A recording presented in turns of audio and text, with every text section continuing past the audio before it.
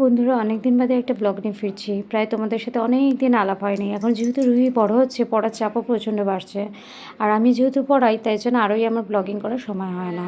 আমি রুহির কোনো রকম টিচার রাখিনি। তো আজকে এই সুন্দর ভিডিওটা তোমাদের সাথে শেয়ার না করে পারলাম না। যেটা হলো নাচের স্কুল থেকে অর্গানাইজ করা হয়েছিল। ওরা জগন্নাথ দেবের রথের আগে নাচ প্রদর্শন করতে করতে এগিয়ে যাচ্ছিল চৌরাস্তা অবধি, নাচতে নাচতে।